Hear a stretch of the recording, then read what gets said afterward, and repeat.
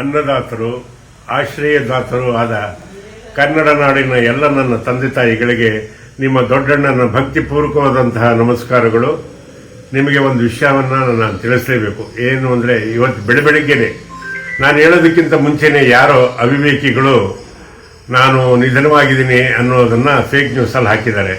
ಅದು ಶುದ್ಧ ಸುಳ್ಳು, ಶುದ್ಧ ಸುಳ್ಳು, ಶುದ್ಧ ಸುಳ್ಳು. ನಾನು ಆರೋಗ್ಯವಾಗಿದ್ದೀನಿ, ನೆಮ್ಮದಿಯಾಗಿದ್ದೀನಿ.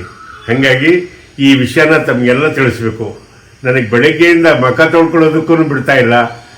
ಎಲ್ಲ ನನ್ನ ಪ್ರೀತಿ ಪಾತ್ರರು, ನನ್ನ ಅಭಿಮಾನಿಗಳು, ನನ್ನ ಬಂಧು ಬಳಗದವರು, ನನ್ನ ಮಕ್ಕಳು ಮೊಮ್ಮಕ್ಕಳು ಎಲ್ಲ ಫೋನ್ ಮಾಡ್ತಾಯಿದ್ರು. ಅದಕ್ಕೋಸ್ಕರ ಈ ವಿಡಿಯೋ ಮಾಡಿ ನಿಮ್ಗೆ ಆಗ್ತಾಯಿದ್ದೀನಿ. ನಾನು ಆರೋಗ್ಯವಾಗಿದ್ದೀನಿ. ಎಲ್ಲಿವರೆಗೂ ನಿಮ್ಮ ಆಶೀರ್ವಾದ ಚೆನ್ನಾಗಿರುತ್ತೋ ನಾನು 100 ಕಾಲ ಚೆನ್ನಾಗಿರ್ತೀನಿ ಅನ್ನೋದೇ ನನ್ನ ನಂಬಿಕೆ. ನನ್ನ ಮೇಲೆ ಈ ರೀತಿ ಪ್ರೀತಿ ವಿಶ್ವಾಸ ಇಟ್ಟಿದ್ದಕ್ಕೆ ಎಲ್ಲರಿಗೂ ವಂದನೆ. ಆ ಕಿಡಿಗೇಡಿಗಳನ್ನಂತೂ ಬಿಡಲ್ಲ, ಬೆನ್ನತ್ತಿ ಅವರಿಗೆ ಒಂದು ಪನಿಷ್ಮೆಂಟ್ ಮಾಡಿಸ್ತೀನಿ. ನಮಸ್ಕಾರ.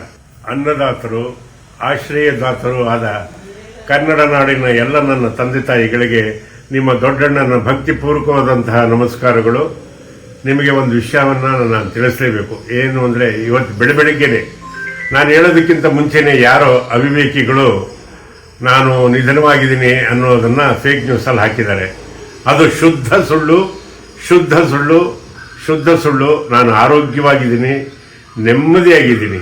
ಹಾಗಾಗಿ ಈ ವಿಷಯನ ತಮಗೆಲ್ಲ ತಿಳಿಸ್ಬೇಕು. ನನಗೆ ಬೆಳಗ್ಗೆಯಿಂದ ಮುಖ ತೊಳ್ಕೊಳ್ಳೋದಕ್ಕೂ ಬಿಡ್ತಾ ಇಲ್ಲ.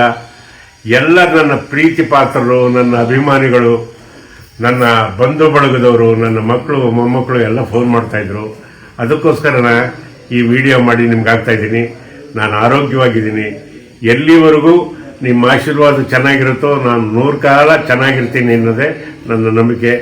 ನನ್ನ ಮೇಲೆ ಈ ರೀತಿ ಪ್ರೀತಿ ವಿಶ್ವಾಸ ಇಟ್ಟಿದ್ದಕ್ಕೆ ಎಲ್ಲರಿಗೂ ವಂದನೆ. ಆ ಕಿಡಿಗೇಡಿಗಳನ್ನಂತೂ ಬಿಡಲ್ಲ, ಬೆನ್ನತ್ತಿ ಅವರಿಗೆ ಒಂದು ಪನಿಷ್ಮೆಂಟ್ ಮಾಡಿಸ್ತೀನಿ. ನಮಸ್ಕಾರ.